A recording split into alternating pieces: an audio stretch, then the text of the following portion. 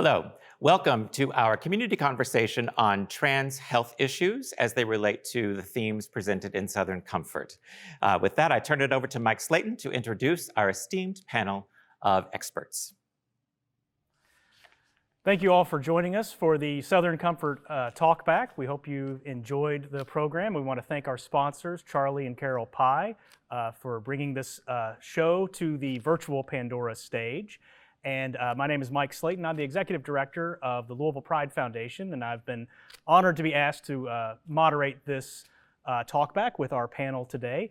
I'm going to introduce our panel and ask them to tell us a little bit about themselves and how it is they've come to be on this stage. So our first panelist today is Dr. Medhi Poorkay. Thank you.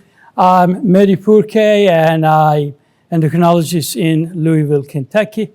I work for Norton, and I was invited by you all here, some of my friends, patients here, to just a little bit have a conversation about transgenders.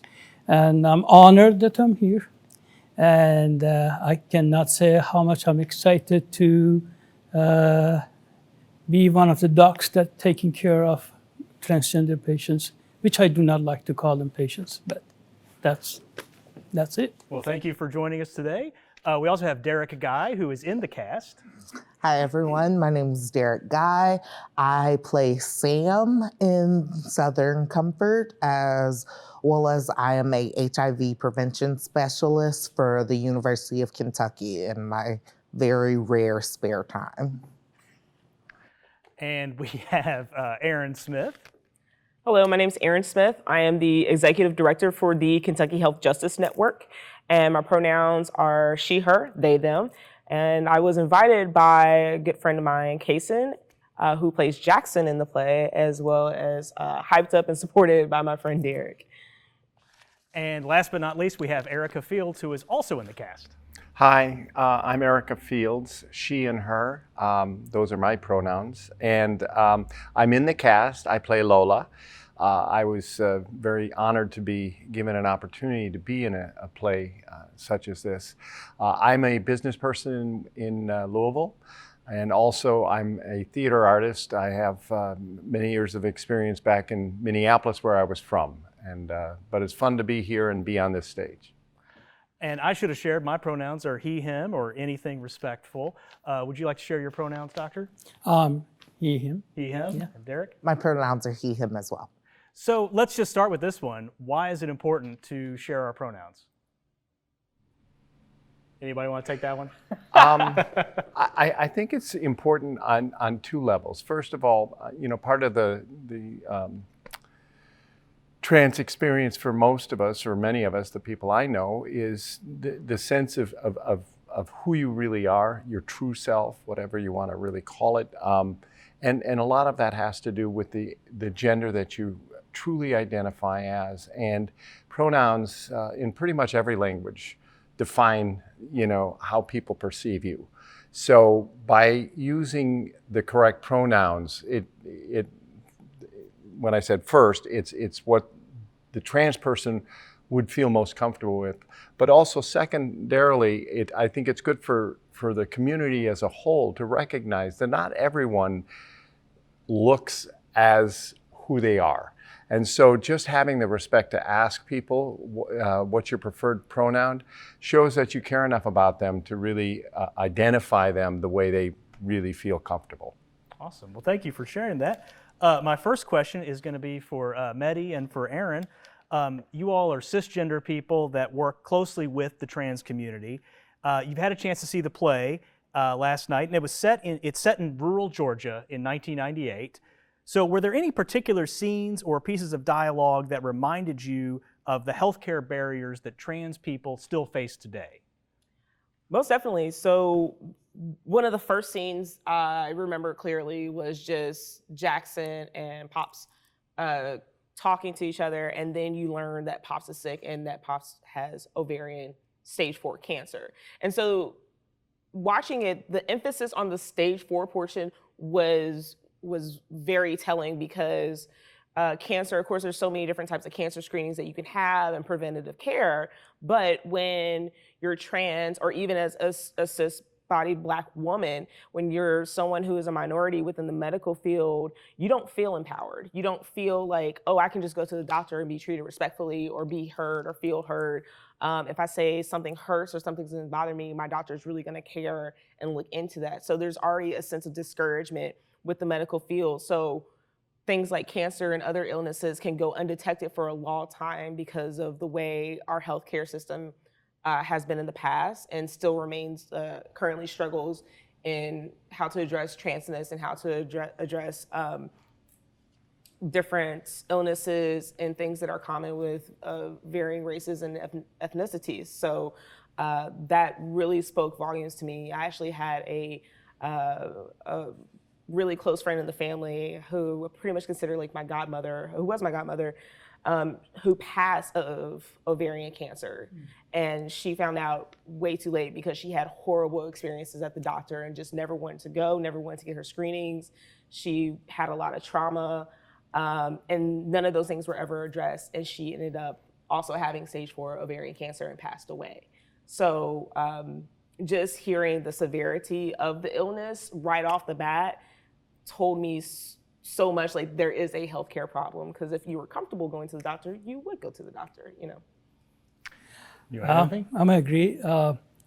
And it's very interesting to see that when we see the transgender, I've worked in the rural areas of the United States in the past, and then I'm familiar with the culture as a general, and I see that a trans patient, how can suffer in the rural areas.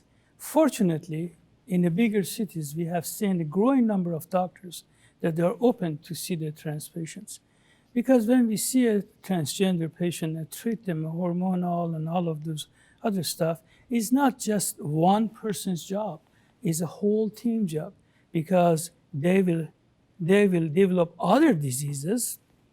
Somebody may get the MS, multiple sclerosis. When he's transitioning, you need to watch that. When they get older, they may develop osteoporosis. My trans men, they need to be very careful about regular gynecologic examination and such. So that's very, very important. It's a team effort. And as she said, if your physicians are more trained about, which they're getting better on that, about the transgender patients, that help the transgender patient to be open to going to the doctors and such. A lot of my trans men, they don't want to go to the gynecologist because of the fear of examination and being humiliated and such. But the younger generation, when you talk to them, they're more open because we have more physicians that they can accept them with no judgment about what they are. So that's my experience is that right now we're getting better, much better than it was. I am not sure about rural areas. We still have problem with that, of course. But in the bigger cities like Louisville, I think we are getting much better. A lot of other physicians are more open. But traditionally, yes, we have that problem, and hopefully we'll get better later. Derek and Erica, I want to ask you sort of the flip side of that question is, what has your experience been as a person who has transitioned? What can you tell us about your experience with healthcare providers, and have you had to advocate for yourself and educate for educate them? You probably had to educate yourself too. Yeah, I definitely had to do both. Like Dr. Poorkay said, trans men are we have a hard time going to gynecology or appointments because one, they are usually in women healthcare facilities, something named Women Something. And two, it's hard to explain your conditions to doctors that aren't listening to you. Certain things happen when you transition that you're gonna have to discuss with a gynecologist, but sometimes they just don't listen to you, or even worse, they ignore your pain or blame your pain on your hormone transition. That happened to me a couple of times where I was having really, really intense ovarian pain, and a few different gynecologists were like, well, maybe it just has something to do with your hormone therapy. Maybe you should go down on your dosage. You don't want to get rid of something you've only used one time. I've had a child before, so for me, I was just advocating to go ahead and get rid of everything because I've had a kid, I'm good. But even if I didn't want to have a kid, it should be my decision whether or not that's something I want to do. Long story short, I ended up finding a really good gynecologist that my doctor told me about who advocated for me at every turn, including insurance ending up denying my request for a hysterectomy because it's female coded and I had already gotten my license changed and my gender marker changed. So they could deny it all the way up to the top because it was an optional surgery, they called it. So yeah, luckily, my wife found a job where they had trans-inclusive insurance and we were able to get my surgery done, but that was after a year of fighting to have these things done. So Yep. it's definitely really, really stressful. Do you think, oh, sorry. Go for it. Well, do you think that racism played a role in that as well? Oh, yeah, of course.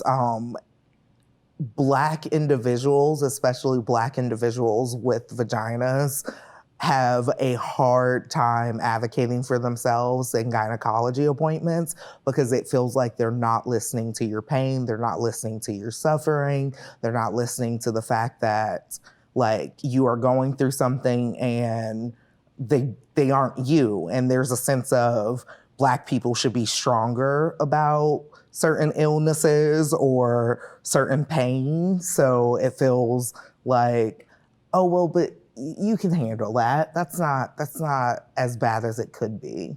So I second that. I had a really horrible experience. It made me switch OBGYN doctors, or not even doctors, just places where I would go get, my annual exam because I had developed internal, like not ovarian cysts, but they were vaginal cysts.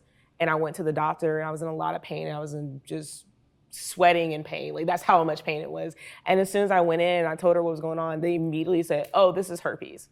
I was just like, no, it's not. Like I am, I'm woman. I have female partners. This is not herpes and this, that, and the other. And I've talked to all my partners and I've had all the phone calls and like, this isn't what it is. It's a family, condition because, this is something that women in my family have had and have struggled with. So this is also something that I just unfortunately had to deal with at this time. And they're just like, no, it's herpes.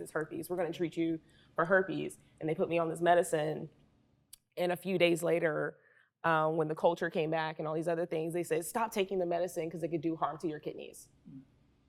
And I was already on it for 4 or 5 days. And they had not listened to me. I didn't feel heard. My pain was like, oh, it's not that bad. What do you think this is for?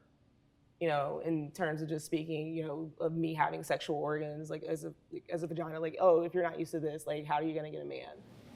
Just completely ignoring all of my identities. And after that, I switched. I left that place completely. I never went back. Hopefully it won't happen again because that's very unethical. And then I don't think that anyone that I know of that I refer my patients to, they do treat my patients because I would not refer to them, but I have not heard anything. The interesting thing about that he mentioned is about the insurances. When I started treating my transgender patients like 16, 17 years ago, it was very difficult even to approve the hormones through the insurance because they were saying the code, there is no code, some of the insurances, there was no code for transgender. Either hormone replacement therapy, osteoporosis is something that you give the hormone to the patient, or menopause. So it was very difficult, and at that time, the patient ended up paying for it. But right now, there are several companies and several insurance companies that they approve that. Even they approve surgical procedures that is necessary for the patient, and is amazing. So that the change has been here and is coming, and I hope that it will continue doing that, and it shouldn't be any barrier on my patients for the transition. That's in addition to your insurance things that you mentioned above that has been changed, hopefully. Erica, can you tell us a little bit about your journey? Sure. Well, I transitioned later in life. A lot of people in my generation, I was like a lot of us, knowing about myself, internally at a young age in the early 60s, when the only place to find anything out was to go to the library, which was way too embarrassing for a 10, 12-year-old kid to do. So anyway, long story short, I transitioned later in life. It was in 2007 through 2010 that I went through most of my procedures. And I went to a clinic that was specific about treating trans patients for all of my surgeries, et cetera. But afterwards, when I had care for my heart and for other situations that I had, I did have some difficulty. They were pretty well trained, and again, this was in another state. It's in Minnesota, and the clinic that I was going to was fairly well known for being open and accepting, and they had gone through some trainings. I was on the Minnesota Trans Health Coalition board, and we had worked with them and done some trainings with that clinic and with the Mayo and with other people, and so that community back in the early part of this decade was already transitioning, excuse the pun, to be more accepting. But a lot of, the specific nurses or assistants or whatever, may not have had that same sense of comfort. And I did have several incidences where I had a nurse that I could tell was very uncomfortable dealing with me. Again, transitioning late in life, my wonderful soprano voice never really came about. So I get misgendered all the time, especially on the phone. But when you're laying there being treated and they're asking you questions and you answer and the voice in their mind doesn't register as female, I had some incidences, so. Medhi, you were talking about how things are getting better, across the healthcare industry. And I think it's people like you that are leading a lot of that charge by being such an affirming doctor. And you're known locally as one of the top doctors for transgender patients. And I know you don't like that word, so you can use a different word than patients. But can you tell us about kind of how you came into that role of being a top doctor? Well, I'm not a top doctor, but thank you. I'm one of the physicians that treat transgender. Several other physicians in town, they do a good job on that too. I remember I was practicing in rural Kentucky, and of course, no chance to do anything. I was going to 5 offices just to treat all of these endocrine patients, diabetes and things. And then I was exposed some, but not much. During the training, I was exposed, but not during the first few years of practice. When I came to Louisville, I was just telling the story. I was sitting in Dave's Cafe about 16, 17 years ago, and then a lady came to me and very beautiful boots and beautiful blonde hair. I remember those, and then leather boots, and then came and started talking to me and then said, "What do you do?" And I said, "What do you do this?" And said, "Oh, I need you. Where is your address?" And so this is my address. I was in private practice. And then about a week later, I saw her in my waiting room. And so that was practically my first patient that I started. And then, of course, within the other training that I did and things, I got more interest into that. And when you see the changes, it makes me so happy. It makes me so happy that sometimes I just clap when I see them. Some of them may wanted to say that. When I see the good changes. And believe it or not, some of them are my friends. And the funniest thing is that it's a story, maybe funny in a way, that I ordered a PSA for one of my trans men patients one time, and I deleted it. I said, and I said, "Oh, so sorry." He said, "Oh, Medhi, are you okay?" I said, "Yeah, because he has changed so much that I don't think him as a trans patient or as a patient. He's more masculine than most of my patients that I see. So that brings me a happiness. So when you see they achieve something that you change somebody's life permanently, that makes you happy. When I talk to them, when I bring the family's issues to the treatment plan and then talk to them about the anxieties that they may have at work, anxieties that they may have with the family, or we are going to a family reunion, I do not know what I do. And I said, I'll learn swimming when my dad pushed me in the water. Do it the same way. So that's the way that it makes me very happy, and that's the way that I started. Then I started seeing more patients, and then we are here. Erin, we've talked a lot about the barriers that trans people have towards healthcare. So let's talk about some of the work that is done to remove or at least mitigate those barriers. And I know that's the work you do at the Kentucky Health Justice Network. So tell us a little bit about that. So KHJN, we are a reproductive justice, reproductive health, and abortion support and advocacy organization. There are pretty much three pillars to who we are and what we do. Of course, we have the abortion support hotline, and we have the all access Eastern Kentucky portion, which provides reproductive health care and information to rural Appalachia.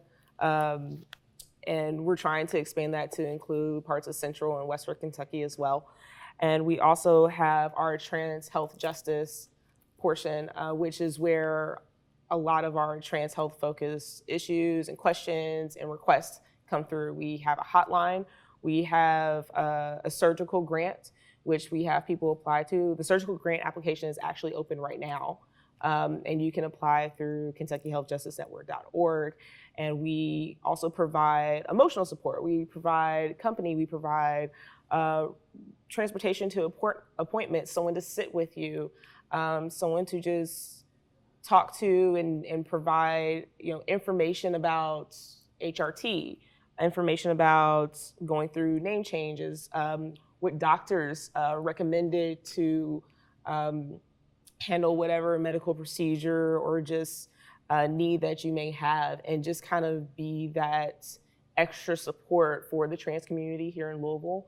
And it's something that I want to blossom even more. I started my position peak COVID, May 4th, 2020. So everything was like shutting down and virtual, and we had to stop doing transports for trans health and abortion support. We had to just halt everything. So it was baptism by fire, but it was definitely the best way for me to come in and see just the need, because the need started coming in when clinics were closing, when people couldn't get their hormones, when people couldn't get gender-affirming care items. The calls came flooding in during that time, and we were able to do the best we can with COVID, with ordering things for people via online and just having it sent to them or sent to us and getting it to them. Whatever it was, we were able to step in and provide that. So that's some of the work that we do with the Kentucky Health Justice Network. And we're really excited to collaborate coming up this year with the Trans Wellness Summit. We will be there, and we will be a part of that this year. And that's coming up in November. Yes. November 12th. November 12th. Yes.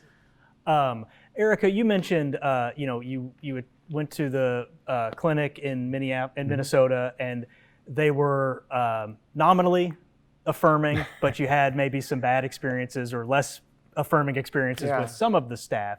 And I'm curious, I want to ask kind of everybody, Medhi, I want to ask you about what you've done with your staff to make sure that they're respectful and affirming for people. And I'm curious, Derek and Erica, about experiences you might have had that are affirming. Have you had kind of one-off experiences with, and particularly with the staff level? So let's start with you. Sure. Well, as an openly gay physician, and I'm married, my staff they know about me. So that's make it easy to explain to them that when my transgender patient comes, this belongs to this community. And We always talk to them before they come and start working. They get educated. They get educated about how to refer to the patient, to the person. They know about treatment plans and everything and help patients with that. And they know about the side effects of the treatment also too. So they're fully educated about it. And they know that this is the office that respects the transgender patients. And this is the home for transgender patients. This is a place that makes them feel comfortable and, calm down. When they see the transgender flag in the office, not a rainbow flag, we don't have that, but we have transgender flag in the office. When they come and talk to me, and the other day I had a trans woman come to my office for the first time, and it was shaking, blood pressure high, heart rate high, and I said, "What's wrong? Are you okay?" 24-year-old. "Oh, I thought it would be a horrible experience for me." I said, "No, it's not. Just calm down. We chat a little bit first before even going to go to water plant."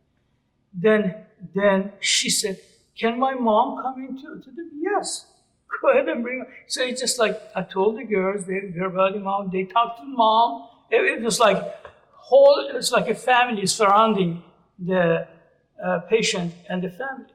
So that's the way that, yes, we not train them. We let them know this is the thing that we want and train them in some extent about the things.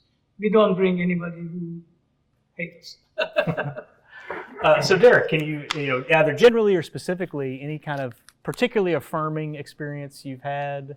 Well, I too go to an openly gay physician, Dr. Clayton Smith, and he has always been affirming, from me being a baby trans man coming to him and being like, "I think I want to do this." And he's like, "Okay, let's do this." And he shares with me that I was one of his first trans patients. So it was a new experience for both of us going through this whole process. But now all of my friends go there, and like the trans flag is there. We see Dr. Smith at conventions talking about the work that he does with us. And that's really amazing, that I like to see that like you're putting that education out there and going forward, and also asking questions of the medical community that needs to be asked. So like asking, hey, who's doing research on what hormone therapy is doing over the next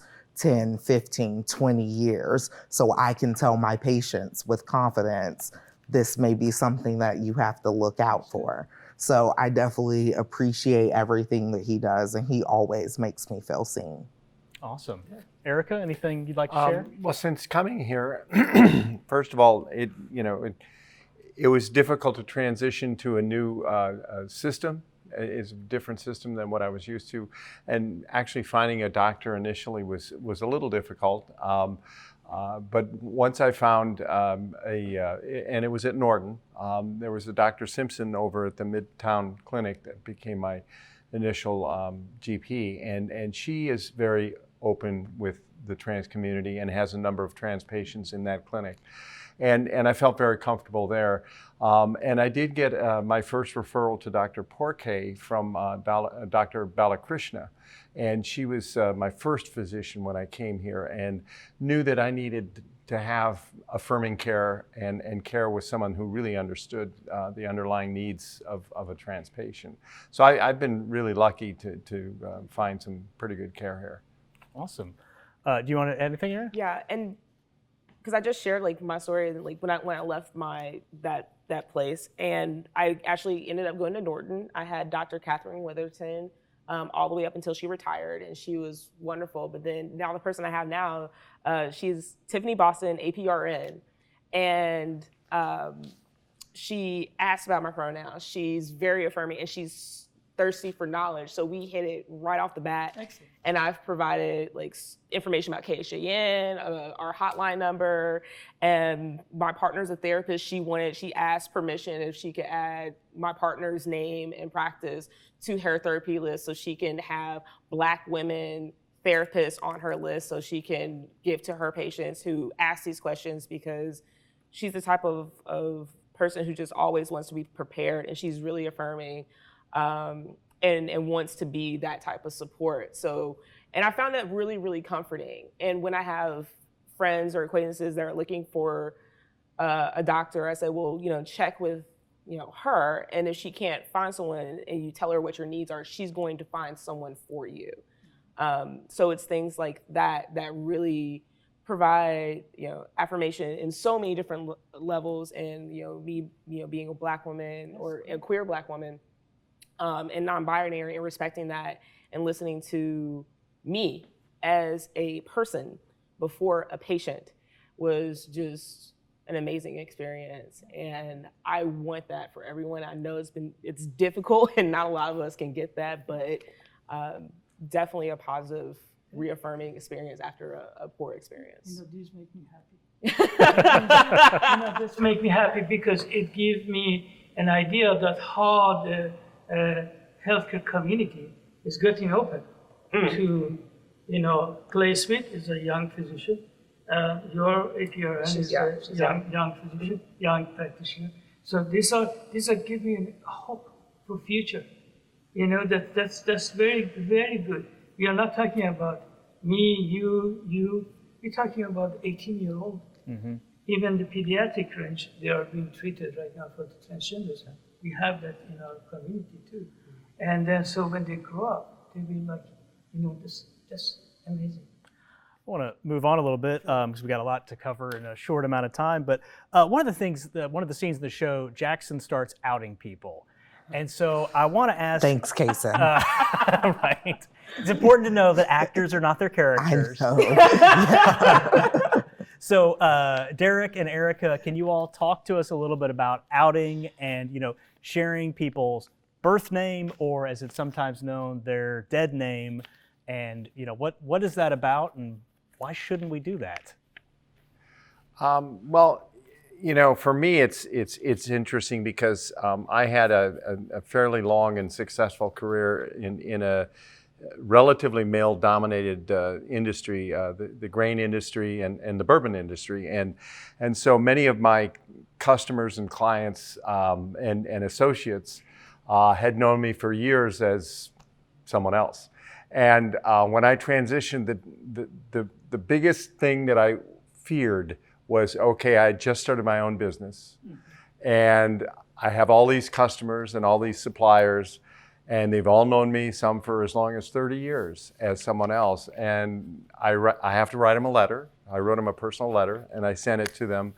I was stunned at the acceptance, and everyone was wonderful. I didn't lose any clients. I was able to continue my business as myself.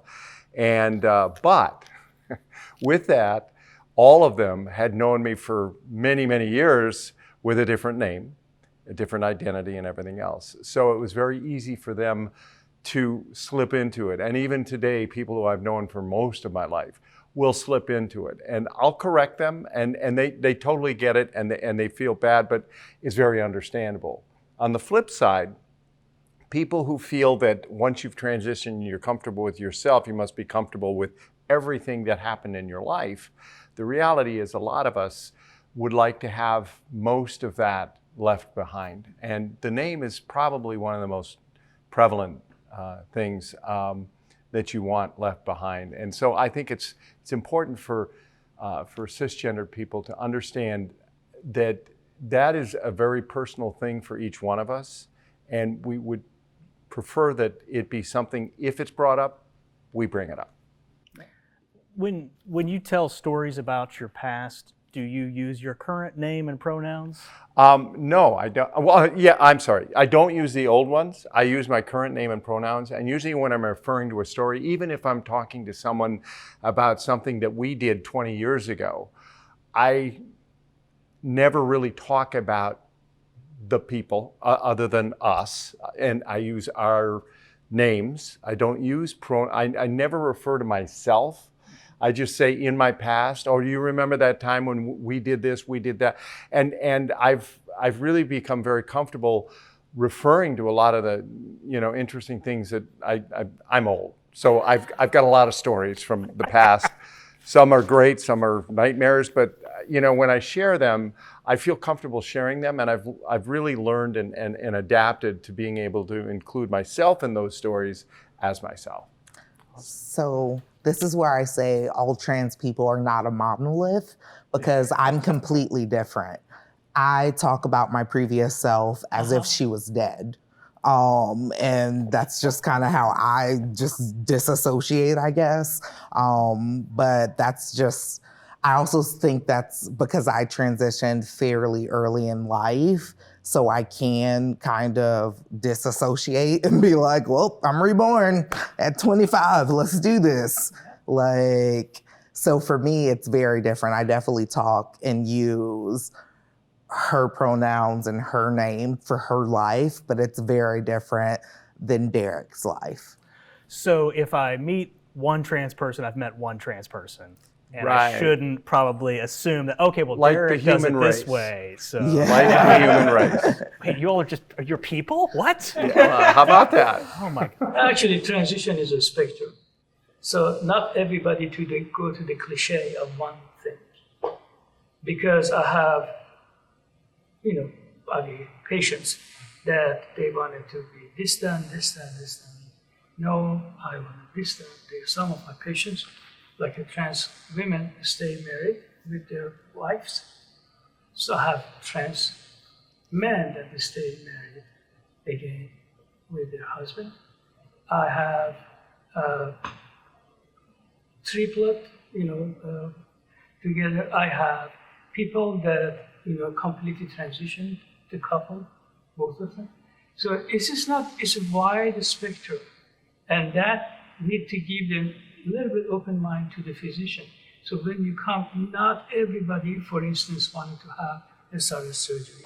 Not everybody wants to have mastectomy. Not everybody. So that's very, very challenging to go through that.